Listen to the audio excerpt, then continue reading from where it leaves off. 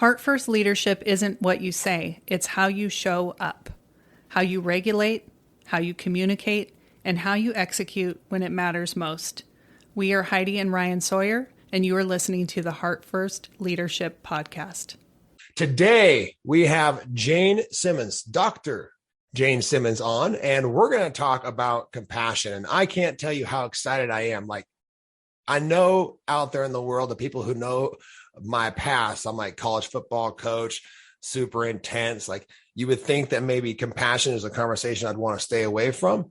But in all reality, it's one of my favorite conversations. And when I think about compassion, the first person that comes to my mind is Dr. Jane Simmons. And so I reached out, said, would you please come on and let's just have this authentic conversation.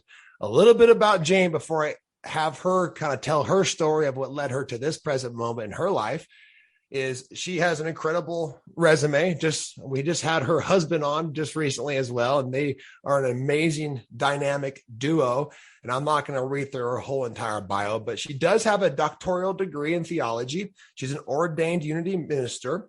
She's the 2020 recipient of Unity's Light of God Expressing Award, which is incredible. I would love to hear what that is, a little bit more about that and why you received that award. And she is the author of an incredible book called You Can't Sleep Through Your Awakening.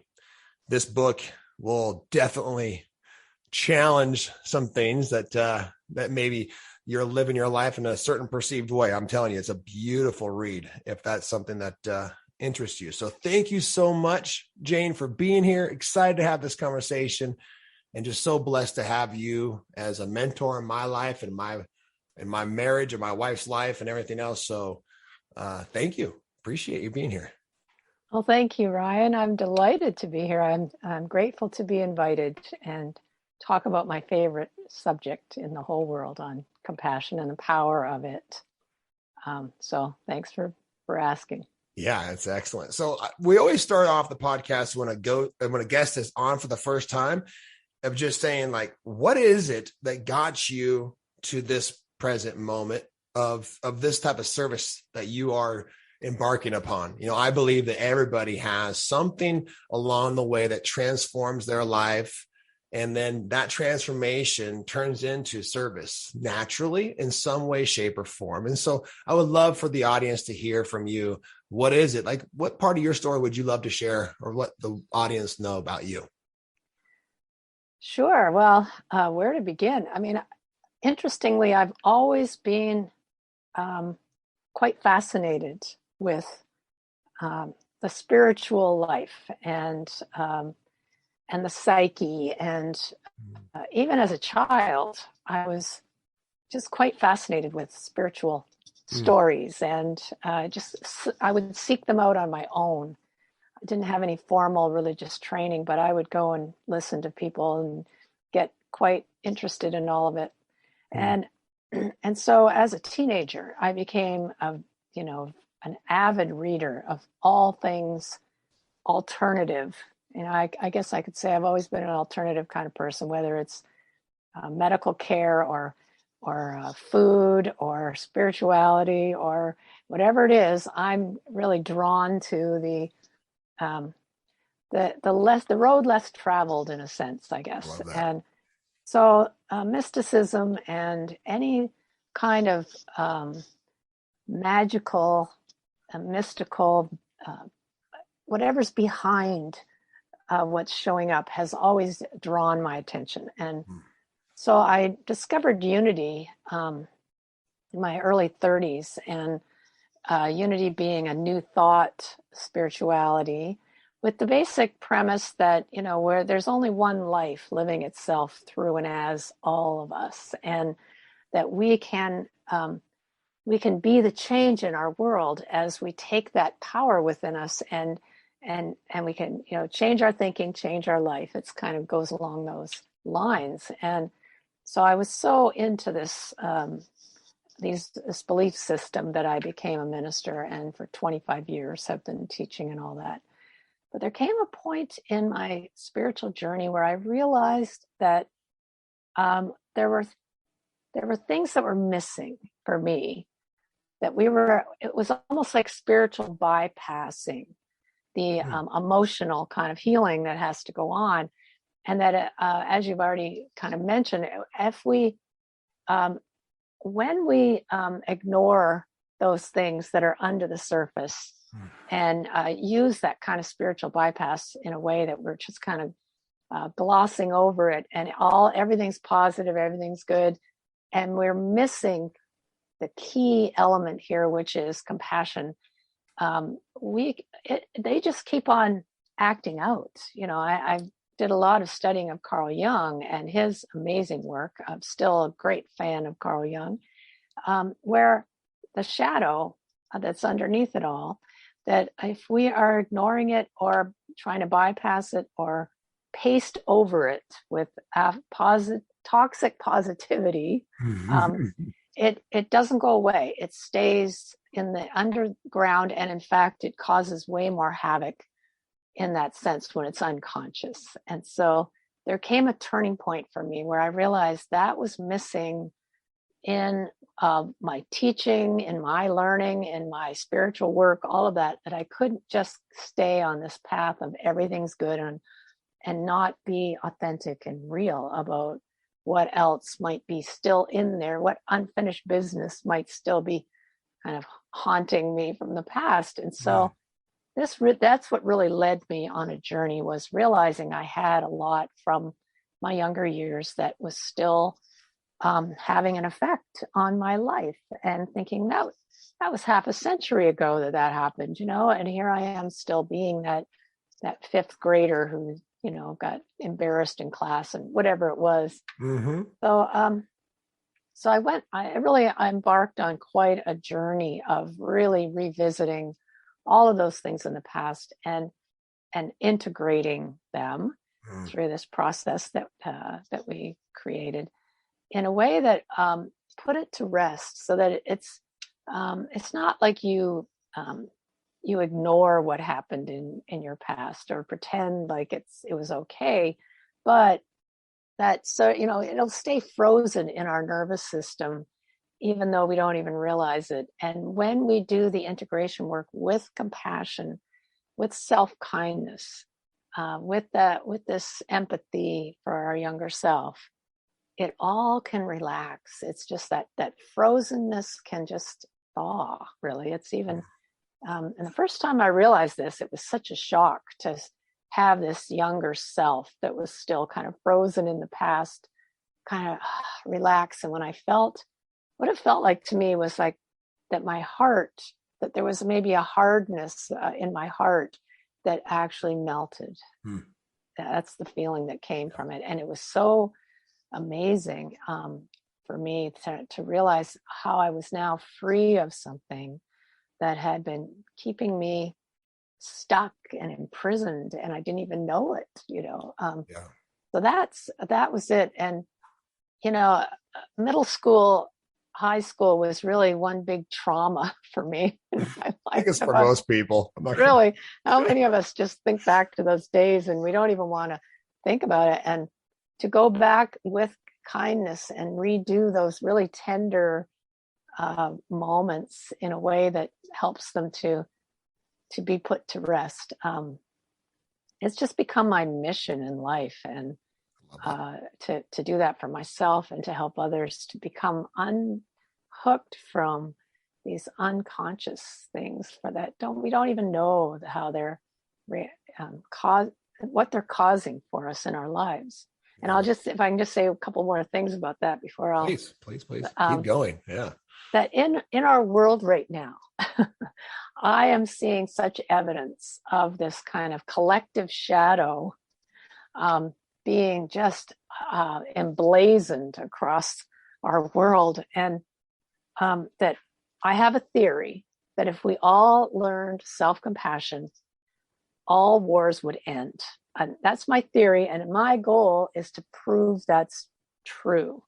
That's my goal in life. And when we can do that, we stop projecting onto each other, which is what's really happening right now. There's this polarized thinking that just keeps widening and widening. And we're projecting on each other the stuff that we're not wanting to deal with inside of ourselves, and doing this all unconsciously, of course. Yeah. But when we harbor these beliefs that we're flawed or there's something wrong with us, and in some way, it's so much easier to point at somebody else and go, well, there's something wrong with that guy. It's not about me, it's about them. And I mean, what feels better than turning that sort of self condemnation out onto somebody else? And there's just an epidemic of that right now. It's a deflection, like deflect. I don't want to look inward. Yes. I also have a very strong belief, Jane, that if we all, in this collective consciousness, this collective shadow that you speak of, that if everybody just had even it's just 1%, just a micro shift of compassion, of opening, of awareness, of some sort of transcendence, right? That it would completely reshape the world of how we treat ourselves, how we treat each other. And it all starts by the ability to just allow ourselves to recognize and to notice and to be aware of what's happening underneath the surface, like you talk about. There's something I just realized, sometimes I take for granted all of the different studying and exposure to incredible mentors like yourself that I've had, the experiences I've had, that it's possible that people don't fully understand what the shadow is. And so before we go into like the compassion for that shadow, I would love to just have keep it as simple and receivable as we possibly can, because, the shadow, I had a conversation just recently, actually, with a friend of mine who is very aware of the verbiage, and he's very into like more of the type of parts work, and it's all the same conversation. But the shadow is one that was like, it's dark and it's bad and it's ugly and something's wrong with you. And in all reality, it's the shadow to me is like a part of you that's hiding, that doesn't want to be seen, right? And we can shine a light on it. And there's shadow is not, this is something too in my program, it's not all bad. Like there's dark shadows that are hiding, but there's also golden shadows that are underneath those dark shadows, like your true gift. And when we can remove that top layer of what's hiding, like what's really underneath is gifts, is incredible creativity, is passion, right? People are so caught up in wanting to find their passion and their purpose. Like, well, let's uncover the junk that's keeping us from exposing our true gifts to the world, right? And so I would love just to have a quick conversation, or maybe a little bit longer, about like, what's the shadow? How would you teach somebody who's never heard of it, right? So pretend you're not talking to me, right? Right. And you're talking to somebody who is, let's say they're 35 years old. They're just ready to start by going, okay, I clearly am not happy with the results I'm getting in life. And where do I start? And I've heard about this whole shadow thing before, but what is that?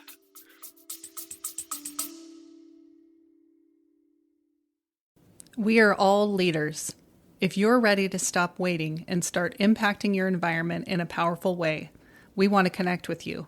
Click the Book Now link in the show notes to book a call with a Heart First coach and discover what Heart First leadership can look like in your life and in your environment. Now back to the show. Yes, and I couldn't agree more about the differentiation between what we might call the dark shadow. I say that with air quotes, and the golden shadow. And these darker parts of the shadow, we decide at a very young age, we learn what's acceptable and what's not acceptable. And we make decisions about ourselves, about our, those around us, about the world. And because we're so young, some of this happens pre-verbal, in fact, and we don't have the reflexive skills of being able to say, oh, that person's just having a bad day. It's not about me. We take it on and we make it be about us. And so and none of us comes out of this without some of this. It's part of being human. It's the conditioning that we take on. It just is because we're born into an imperfect caregiving environment. no matter who we are, and no matter what our parents were like. So nobody escapes. Nobody No. does. So this Nobody is, does. if you're Yes. listening to this, you're like, well, yeah, but I can see that for somebody else, but not me. Yeah, not me. I'm good. But um, So so everybody, this is no one's free no, of this. that's right. And this is not about throwing shade on our parents or anything else. Mm-mm. This is because we want to have compassion for them as well. They were born into an imperfect caregiving environment, one that cannot sustain uh, reflecting to you your true amazingness all the time. Right. And we don't have, we have needs that don't get met, um, and at certain times, and it's just part of being human. And then we take on these beliefs and they go underground because it's too painful to look at. If I believe there's something wrong with me, or that the world's not safe, or that that I'm not okay in some way, I don't that belong. stuff, it Yeah. submerges because nobody wants to look at that. It's too painful. But Richard Rohr, who's an amazing teacher of this, says this: pain not transformed is pain transmitted. So Mm-hmm. these painful moments, these pain, and they happen throughout our childhood. And as I said, middle school was the one for me. That's where most of my stuff comes from, Mm-hmm. because we have these painful experiences and we just keep on suppressing and suppressing. And so then it's like holding a beach ball underwater. Eventually it pops up somewhere. It takes so much energy to keep it down there. Mm-hmm. And so that's the sort of the dark shadow. And we'll be drawn to people who remind us of our golden shadow, the stuff that all of our talents, but we'll be repelled by people who mirror for us the dark shadow. And that's what we do for each other. We mirror it for each other. And So that sounds like judgment. well, If I'm yeah, judging something right. or someone else about how they're Yes. living or their whatever, like that's something inside of me. Is that a Yes. simple way of putting that? Right. Because that's how we can learn to make the shadow conscious. Mm. When we find ourselves judging someone else, when we're triggered by someone else, those are pivotal moments for awakening into, oh, here, that's just touching this belief I'm unlovable. Mm. But it's not the truth of who I am. It's a belief I have. But Yeah. when something happens that reminds us of what's underneath the surface, that's what we'll do. We'll be completely we'll try and push it away in a way that will judge someone else. It's about them. Or we'll run away from it. We'll withdraw. Mm. We learn these coping strategies. Either we'll separate in some way or we'll try to control in some way. And oh God, this is why I have so much compassion for all of us. We're walking around unaware of the magnificent beings that we are. And you know Mm. what? That takes guts. I swear to God, I see we're all on this heroic journey to actually show up on this earth and forget the truth of who we are. But the golden shadow, as you say, the more we're mining the gold in that shadow by letting it show us where we're believing things about ourselves that are not true, and then with self-compassion, being able to make those changes. And Yeah. so, if I can just share something that showed up in my life, Yeah. Please. my mother was a startlingly beautiful woman, stunningly beautiful. She had movie star looks, right? Mm-hmm. And she looked a lot like Debbie Reynolds. Okay. People of an age might remember her. So she was very glamorous. My mom knew how to dress, hair perfect, makeup. She was just a gorgeous woman, and she could stop conversation when she walked into a room. And everyone adored my mother, including me. I mean, she's just a beautiful soul. But so there was my stunningly beautiful mother, and I was this mousy little kid with glasses, And so if you can imagine what it was like to grow up in her shadow like that. And so I took on a belief that I was ugly at a young age. And of course, I don't want to see that, And so I ran from that for many, many years. And but when I was in the 5th grade, so here's what part of my middle school wonderful things that happened to me. My mother came to school one day to bring my lunch or something. And so she again stopped conversation, knocked on the door, opened the door, and everybody's staring at this woman. And I went and got my lunch or whatever it was and came back down. And a boy sitting next to me said, is that your mother? I said, yeah. What do you? And now I have to tell you, that was not the first time I'd heard that, nor would it be the last. And in fact, I would see people thinking it in their minds. Like they'd meet my mother and they'd meet me and I'd see them looking back and forth and they wouldn't say it, but it was in there. What the hell happened to you? Or at least you thought that's what they were thinking anyway. Yes. That was your perception of it. Right. Yeah. But here's the thing. I wondered the same thing. You see, I was thinking, how unfair is that? I mean, I look a lot like my father, right? And, my dad, good looking guy, but I'd be like having conversations with God about this, like, not very unfair. Why can't I look like my mom? Anyway, so I grew up with this sense of being ugly or, that I would never measure up to my mother. And little side note, I saw Carrie Fisher. After she died, I came across a video of her being interviewed on a talk show. And of course, she's Debbie Reynolds' daughter. And so they asked her, what was it like for you growing up with such a glamorous mother? And she said, oh, I felt like a thumb. And when I saw that, I went, oh my God, that's how I felt in my whole life. I felt like a thumb next to my mother. Anyway, so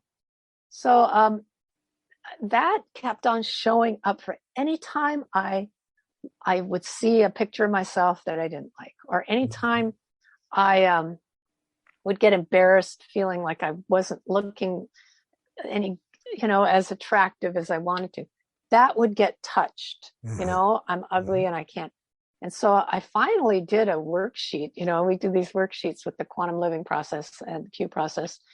And I was able to go back to that moment of hearing that voice say that to me. And, and so I went back to my younger self and how mortifying that was. And you know what? I couldn't get to self-compassion. No matter how hard I tried, I kept trying and trying. And it felt like there was this ice cube or armor. It was like armor and I couldn't get through no matter what. And I thought, I'm going to take as much time as I need to get that happening because it's so important to really feel that compassion and let that younger self feel it and be enveloped by it, And the more I tried, nothing was happening. And then I suddenly heard this voice from that younger self that said, you always thought I was ugly too. And I got to tell you, that took my breath away because I couldn't disagree. I mean, it was like I really got how horrible that must have been for this younger self to be frozen in this place of self-condemnation. Not only was she hearing that message from one of her peers, but I was continuing to label her that way without even realizing I was doing it. And that was the shadow really acting out. And so now I could get to self-compassion because I was like, oh my God, how terrible for any young girl to have that kind of scorn heaped upon you, throughout your life. So now I got to self-compassion. And the impact of that is one where you able to actually rewrite the narrative. So you move beyond that narrative, that story, that belief, and then now that projection and that self-abuse that you talk about. Like, what's on the other side of that? Yes. Well, here's what's on the other side of that. Because when I went back and redid the memory, the same thing happened. It was interesting to me. I didn't change it in my mind that the boy never said that. But this time I was so filled with kindness and compassion towards him as well as towards my younger self that I could see him immediately recover from that. And I knew that later in life, he probably looked back on that moment and thought, oh my God, what a cruel thing that was for me to do. I know I would. I think back to some times and go, oh my goodness. And so there was this moment of all of us in this scenario having this compassionate moment of just being kind, just being totally kind to each other. And now I got a new message. Now here's what the new message was. It wasn't, oh, I'm beautiful. That to me just is like a platitude. It wasn't going anywhere. Not believable. Yeah. But here's what was and is. And to this day, I'm using it. I can feel some emotion coming up, but here's what came. The more I love myself, the more beautiful I become. Now, can you feel the power of that? Because not only is it true, but the more we are lovable to ourselves, we become lovable. We become, it's like the magnet of our heart widens and it creates this lovability that just really grows. But not only that, it gave my younger self like something to take, to say, here's the answer for you. Yeah. The more you love yourself, the more beautiful you become. Like a baton to carry with you. Yeah. Yes. Yeah. Oh my goodness. So this was a really powerful moment for me where I just saw that instead of me projecting this sort of belief in ugliness out onto the world, which is what I was doing, I was really looking at how ugly life is in some ways, the more I love myself, the more beautiful the world becomes. The more I love myself, that has been my experience as well. I there's something I need, and I wish I would have said at the beginning, but I'm going to stop right now and make this very clear. I have studied, and I said this before we hopped on the podcast, I've studied mental toughness and resiliency. I've trained with former Navy SEALs, Unbeatable Mind, Mark Devine, his whole team of former Navy SEAls. I've, come from an athletic background and, coach college football and all of these pieces of the puzzle. And I'm saying that, you can identify different components of mental toughness, of control, of, choice or control, to have confidence, to be able to stay calm in high stakes or rugged situations, to have an optimistic mind, all these different things that create mental toughness. But I'm here to tell you that no component of being mentally tough is more important than compassion, the ability to love yourself. For me, my story was, and I'm not going to tell the whole Q process rewrite, but I was stupid. That was mine. I had a belief, and I can visibly see the decisions that I made, the things I said no to, the opportunities I turned down because of that belief, until I realized that, I was in the middle of going through the Q process. And that narrative popped up in my head when there was an opportunity, and I almost turned it down. This was within my painting company, because there was a job that I had to fill out like 40 pages worth of paperwork, and I had to do all these different things. And I thought, I'm not smart enough to do that. And I was like, whoa, what was that? I'm not smart enough to fill out this paperwork. Are you joking? Right? Because I was in the middle of doing the 21-day process for the first time. I was I was on day like 13. Okay. And so I uncovered it, and it went back to a 10-year-old self of, something that happened within my family and whatever else. And don't need to tell the whole story right now. It's in my book if you want to read about it. But when I went through that and rewrote that narrative, and then started to recognize how all these patterns had showed up in my life of believing that, and all of the things that I did to overcome the fact that I was stupid. I mean, the tough guy, and having all these things that I did to try to not be stupid. Right? Or to make sure that people didn't find out that I was stupid, right? Hiding in class, not raising my hand. I mean, all the turmoil, through middle school, through high school, and all these different things. And then to see it popping up in my adult life, my authentic action to rewrite that narrative, to confirm that, was to write my book.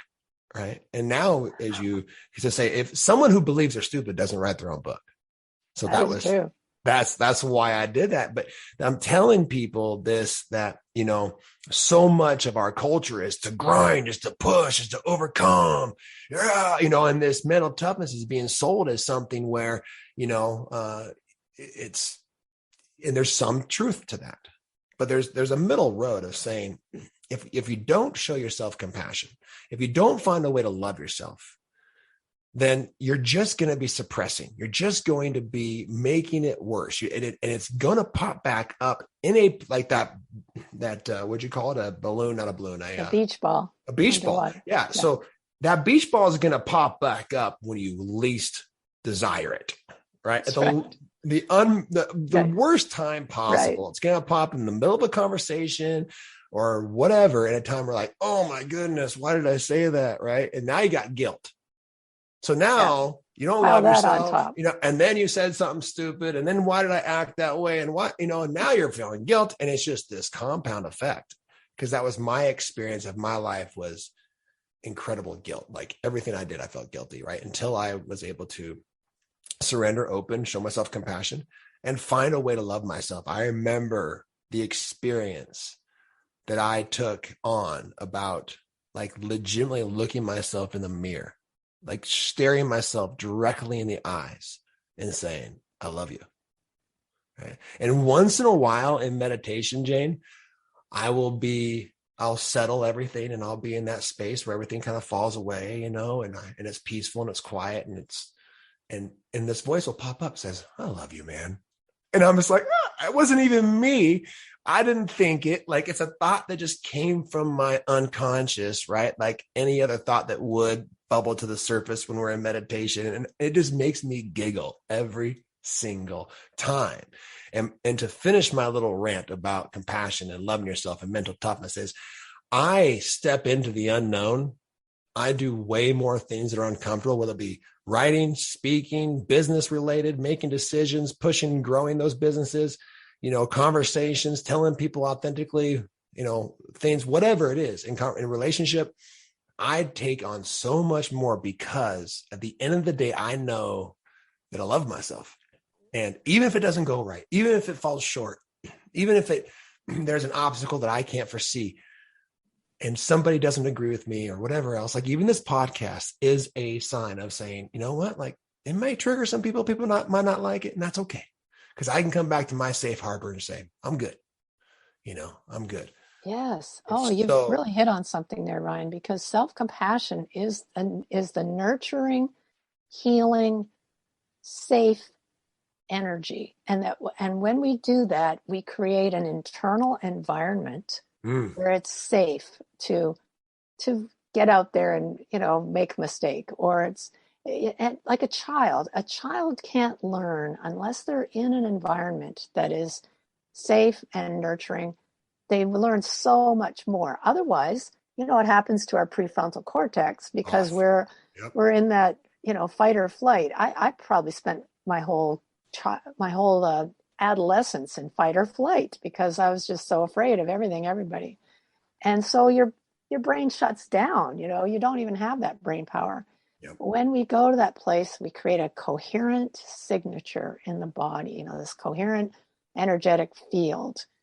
And then it brings the body into this entrained state, and all the systems are in alignment. And now we can think clearer. Now we do have some brain power, because we're not trying to run away or fight, and that's just the natural thing the body does. It's part of our survival system that when we're threatened, we're either ready to, fight or flight and flee. And it's not time for us to do our, grocery list. It's just, you're going to run, you're going to fight.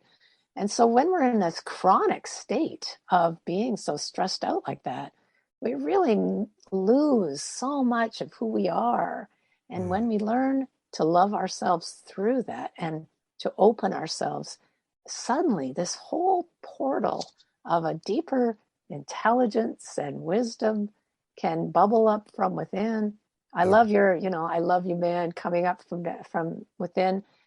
James Hollis, he's a brilliant man. He's a Jungian analyst, and I just love his work, his shadow work.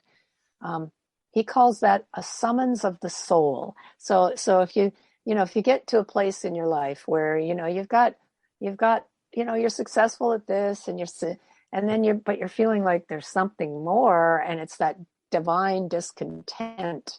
That's the summons of the soul. And so the soul is trying to get through to us, this deeper dimension within us, to say, come on, it's time for you. There's something you're here to do. And if you ignore that, you keep pushing it down, and just kind of live this kind of safe life where you don't sort of go outside the lines ever, or whatever. I don't want to go back. I don't want at the end of my life to look back and go, did I really do what I've come here to do and be who I've come here to be? Or did I just kind of stay?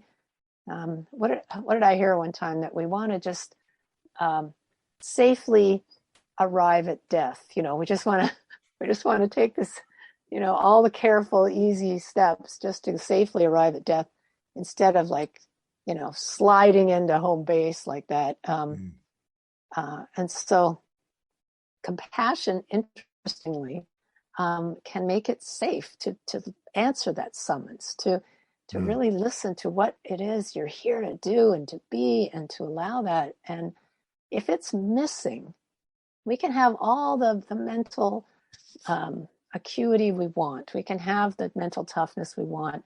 But without love, it's missing the dynamo. That love is the real power. That's the thing about it. And it's just been so, what do I want to say, browbeaten, or, people think of it as sort of anemic sentimentality. If you ever suggest to them that love can heal the world, it's like, what planet are you from? But really, it's what's missing, and it's what we have to bring forth. And I read something really fun, interesting this morning about it. It's a Jewish wisdom story that says that as long as there are 36 people on the earth trying to make the world a better place, that the world will go on. But are you one of those 36, more or less, saying, as long as there's, this many people doing this work? And really, that's what's up for me, is be a part of that movement, that revolution to bringing a kinder, more compassionate world into being. And as long as there's enough of us, just trying this, this way of living our lives so that we are being kind to ourselves, kind to each other, that is the powerhouse. And I'm just writing a book now called Survival of the Kindest, because I truly believe, I believe that is the truth, that we are here to really connect with one another and be this change into this new paradigm of being. It's a cultural shift to a different way of doing life. We've tried it the one way, the Western kind of, civilization, get ahead, and and now we want to add to that. It's not that we want to just tear it all down. I believe it's an integration, right? It's an integration of the inner and the outer world. This is exactly what our program, Integrated Performance, is all about. It's like, we're going to set the goal to awaken our soul. I know that the path that I'm currently on is going to lead me down a place where some stuff inside me is going to get hit. And I'm intentionally doing that, because if I didn't, I'm hiding and I'm staying in this place. And this comes back to this conversation. I want to try to unpack a thought that I had while you were just talking. We're using the word safe in two different ways, right? So this ability to meet our own needs, to feel connected, to know my sense of self, to know the meaning of my life, to feel physically well-being, creating this environment where I'm able to say, I feel safe, my environment is safe, my kids feel safe to grow, to heal. Because if my internal environment and my external environment isn't safe, I'm creating an ego based out of fear, right? So the goal is to create this ability to meet our needs in a way that helps us feel psychologically safe. Therefore, we can step out, right? The other side of what we're talking about is saying, people who live their life where they don't get their stuff touched, right? That they're kind of living in a way where they have to wind down a certain road. They have to take certain turns, because if I went right here, that would mean that I would be exposed. I would risk some sort of social rejection of sorts. I would risk this part of myself, this shadow being seen, being touched, that would cause a disturbance. But even though in all reality, this integrated way of living that we are talking about right now is to say, first start by showing yourself compassion, create this environment of safety within yourself so you feel safe knowing that when you step out into a rugged environment that has a little bit of danger of social rejection, right, that you can still come back into your harbor and feel safe. But if you don't step out, then you're not going to be able to continue this work that liberates your life and allows you to feel free. So this integrated approach to life is one where it says, I'm going to set a goal knowing that that's going to hit something. I know for a fact at some point there's going to be a disturbance, and I can even feel it right now. There's going to be a disturbance inside of me. And when I notice that disturbance, okay, now it's time to practice compassion. Now it's time to be curious. What is that? How is this for me? What is that pointing towards? What sort of belief do I have about myself that's causing this disturbance within me? So, we're using the word safe in two different ways, right? And psychological safety, but don't stay safe in a known experience. Like what I talk about, like stepping out into the unknown is where you're going to be able to, in that moment, create a different version of yourself, be able to recognize something that needs healing. And that's what's going to make us adaptive, like evolving, transcending systems that raise a level of consciousness in a way that truly does, where love heals all things, right? Like but it has to be your own internal experience that you are healing, that you are overcoming. Yeah. Beautifully said. Yeah, you really captured the whole thing right there, because it's about creating this safe internal environment where you can step out of that comfort zone, you can step out of the known. And otherwise, you're right, we're cowering in fear our whole time. And that risk of exposure, the ego hates being exposed, hates it, and so to have the courage to step out, it comes from the heart. I mean, and the word courage comes from the French, the coeur, which is heart. And so, and you know what I love about you, Ryan? You're just such a pioneer. Like you really, you take it and you work it. You don't shirk from this stuff. And that's, I mean, that just shows something right there. You're a really good leader of this, and I love that. I mean, it just really, your work really is encompassing a powerful practice of starting here, making that safe space here with compassion, and then, wow, the horizons they open up. It's like a vista that's.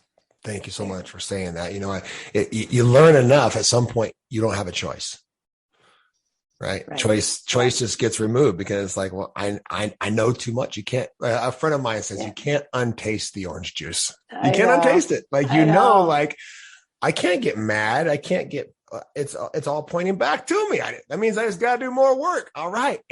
But the beautiful thing about that is knowing, and every single time this is the case, every single time I go through that resistance of uncovering something, of that discomfort, I feel more free.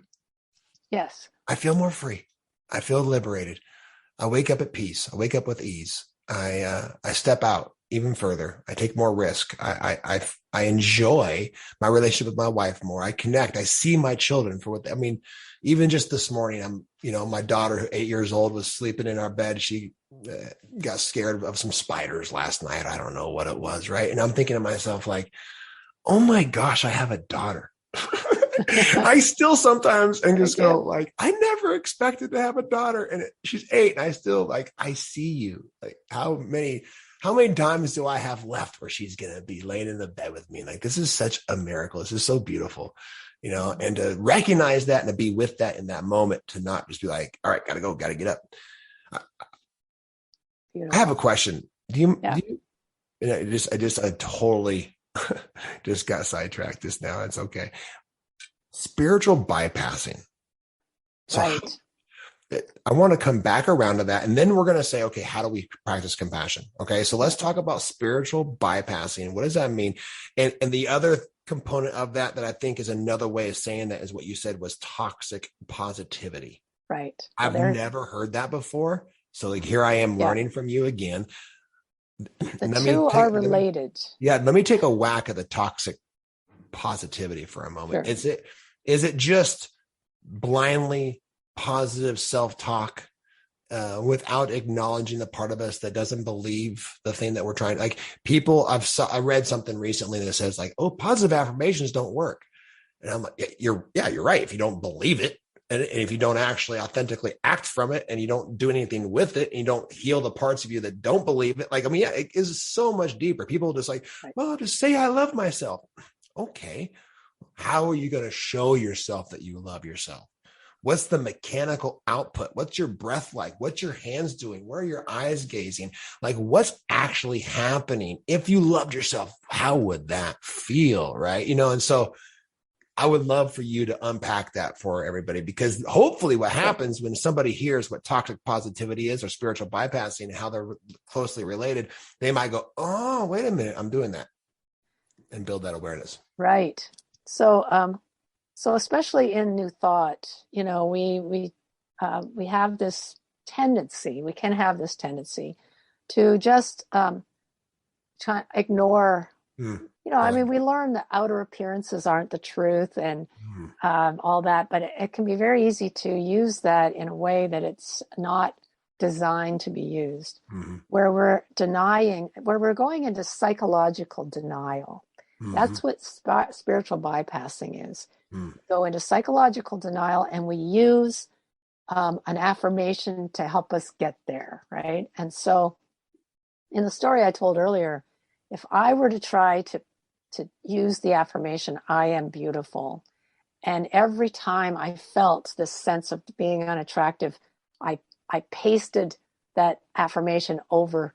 It's like, it's also called candy coated cow pies, right? Where we have this sugary, toxic positivity, Right.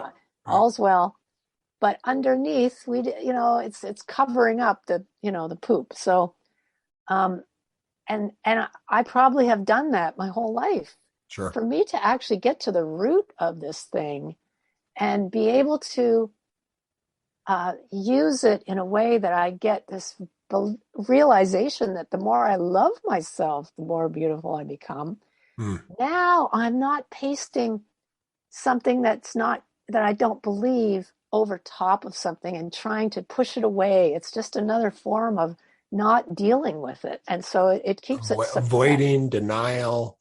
Exactly. Yeah. Resistance. No, that's not for me. It's not for me. Yeah. That's not true. There's this old joke about these three, like a minister, a unity minister anyway, ends up going to hell with these other two. And I don't remember how the rest of it goes, but the unity minister is walking around hell with this blinders on going, this isn't hell and I'm not hell. And so it's like that. It's like we don't deny the fact of what's happening. We can deny the power it has over us. You see, that's the distinction in New Thought, is realizing that, yes, that may be the truth of what's happened, but there is a deeper source inside of me that is reality. But that can be used to really just cover up so much crap. And so because that has happened in our movement, we find a lot of people are now getting to the point where they're having to face that shadow. Like you get to a certain point in your spiritual growth and you go, for some reason I'm not getting anywhere. And typically it's self-sabotage. It's like I get my body to a certain state, I feel good about it, and then I'm binging out on all these cookies. And so then you realize, okay, so there's still something in there that needs to come out. You have to look authentically at what's going on. What is that addiction about? What is this about? And with compassion, to be able to face it and embrace it in a way that it now can come out and it's no longer under the surface causing all the crap, because that's what's happening. It's like a child inside of us is wanting to be heard, Carl Jung calls it hungry dogs in the basement, that the more we ignore these things, the hungrier, the louder those dogs get. Yep. And so finally, when we can start looking at these triggering moments or there are judgments or whatever it is with the eye of compassion, go, okay, what is this really about? Let me look at this with kindness towards myself. Now we can get beyond that instead of using spiritual bypassing as a weapon or as a defense mechanism. So we don't have to look at it. So it's not putting on the blinders. One of the things that I work with clients on is that I hear what they want, right? We set some parameters, goals, intentions that's going to lead them towards that experience. And usually I try to draw out the inner experience that they're desiring, recognizing, okay, that's the external vehicle to have this internal experience, because at the end of the day, that's what we're all looking, is to feel a certain way, to feel free, to feel safe, right? So we think that more money is going to make us feel that way. Okay, that's fine, but let's just aware that this is how we're desiring to feel internally in the internal experience. And then if the individual doesn't actually take the actions that they have set out, that says that, like, if I go down this path, here's my intention, here's my goal, here's how I'm going to be able to derive the experience I want. If they don't actually take that action, then I'm like, okay, that's our gold. I just wait for them to slip. It's like, good. Okay. And if they don't, great. Then let's set a bigger goal. Let's set a different intention. Let's, go down a different path, because when they slip, and whether I'm working with teams or with, CEOs or actors or whatever it is, when they slip, it's like, okay, that's the gold. What was the belief? What was the narrative? What was the thoughts? What was the experience that you had when you didn't get up and train, when you didn't go to the audition, when you didn't, when you ate cookies instead of having your salad, or whatever, like whatever the goal is, I don't care what it is. That's the gold.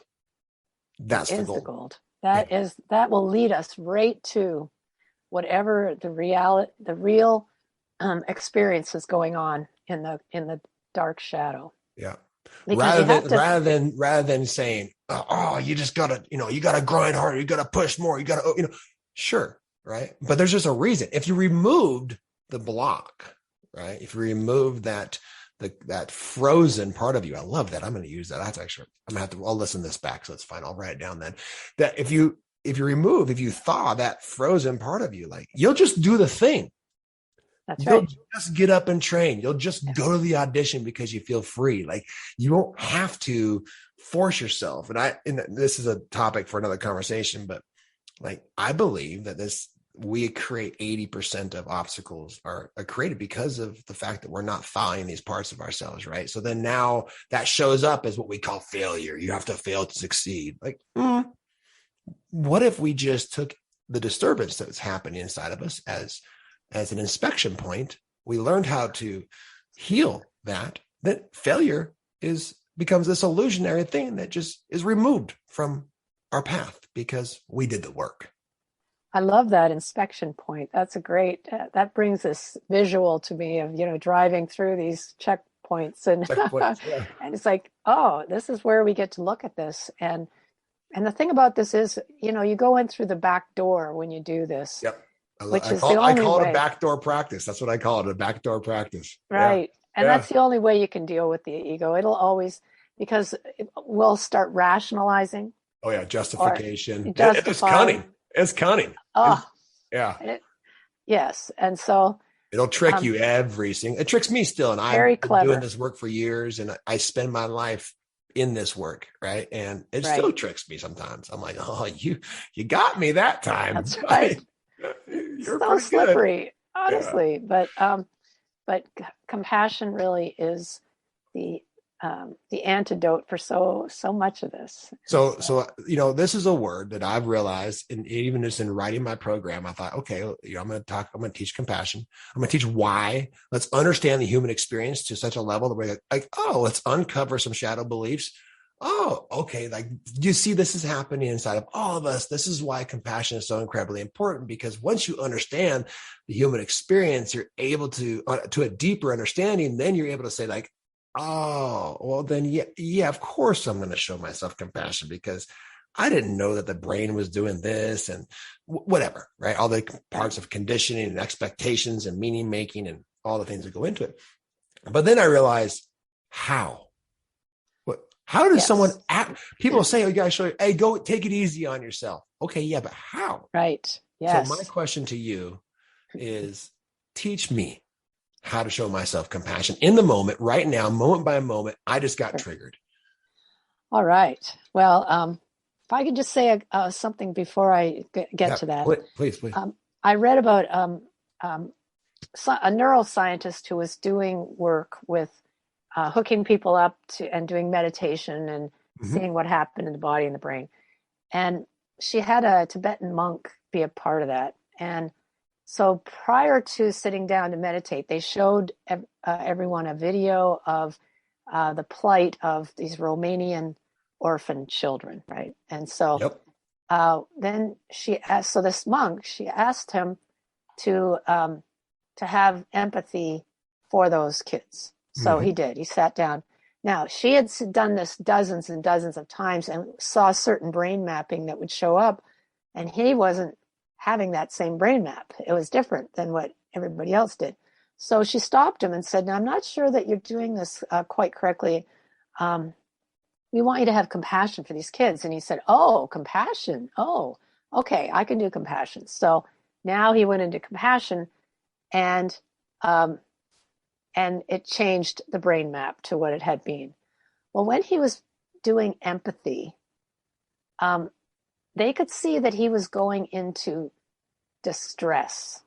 They could feel it, they could see it, because empathy turns on, if you're being empathic with someone's pain, it turns on your pain centers. If you're having empathy with them with joy, it doesn't. But pain, if you're really being empathetic with someone in that sense, it turns on the pain centers in the brain. Kind of experiencing it with them a little bit. Yeah. Right. And so, yes. And so so then they said, do you want to stop? Do you need a break? And he said, no, just let me have compassion for a few minutes. Let me switch to that. So he did. And now they saw the care centers in his brain switch on. So the same thing can happen to us when we are going back to a younger self. We're empathizing with that younger self's, angst, and I can go right back to a cringe-worthy moment when I was 11 and be cringing again, feeling the humiliation, feeling all those things. When we do that, we are going into empathetic distress with our younger self. So now it's important to go into self-compassion, it's good to have empathy I'm not saying not to have empathy, but you always want to end with compassion for yourself so that it gets you out of that distress. Yeah. And for many of us right now, with all the things that are going on in the world, we're going into empathetic distress and compassion fatigue and vicarious trauma even. And so this is why self-compassion is just paramount to doing any of this kind of work, but especially if we're reliving moments of our past in a way which probably lead to a level of learned helplessness. It does. Oh yeah, you can be paralyzed into just inaction because you just can't even. I can't see another news report on this. I get it. I know it. Yeah, right. I can feel it right now. There's emotions right now that I'm experiencing just by thinking about that. Yeah. Right. Yeah. So to give yourself compassion, Kristen Neff is a wonderful teacher of this, as well as Tara Brock, and they both sort of teach similar things, which the first thing you do is acknowledge that you're suffering. Acknowledge. You stop and go, oh, this is suffering. I'll get myself in a state about something and oh my God, this is suffering. Stop. Just take a moment and acknowledge this is suffering. This is hard. Start to talk to yourself. It's hard to feel like this. And that it starts to calm me down when I do that. Oh my God, it's so hard. Now you can start touching your body in certain ways, like what's called a butterfly hug, where you kind of rub your upper arms, back and forth. And just even touching your face, the way you would a child in distress, the way you'd kind of calm them down, maybe patting, on the chest or whatever.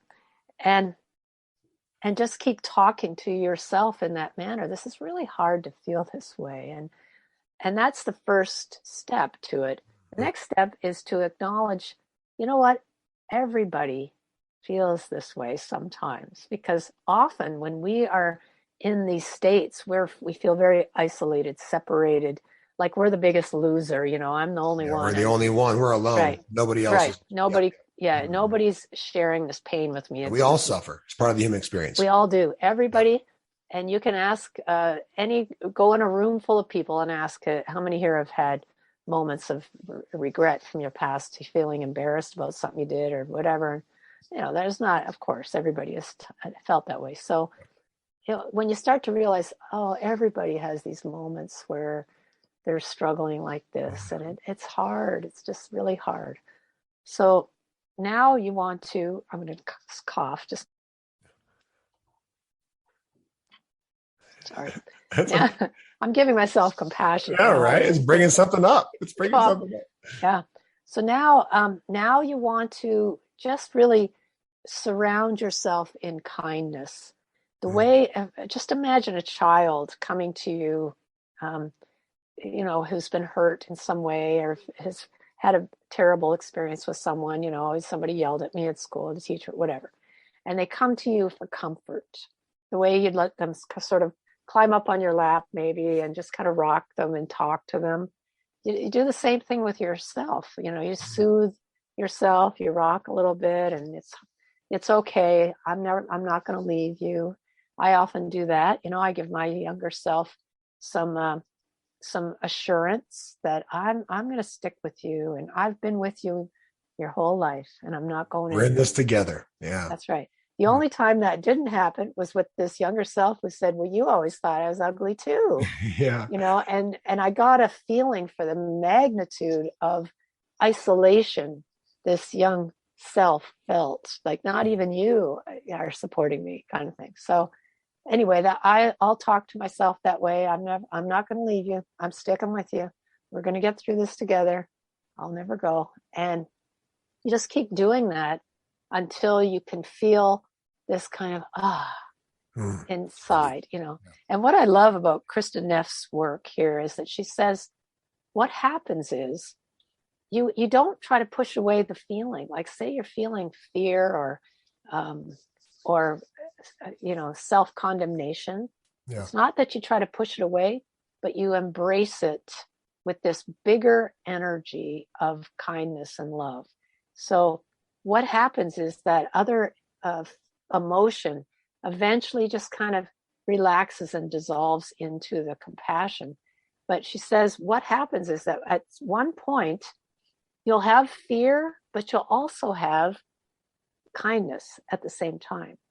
Or you'll have, you'll have self-condemnation, but you'll also have tenderness. And as the tenderness raises, the other one, it can now just, release. It dissolves a little bit. Yeah. Yeah.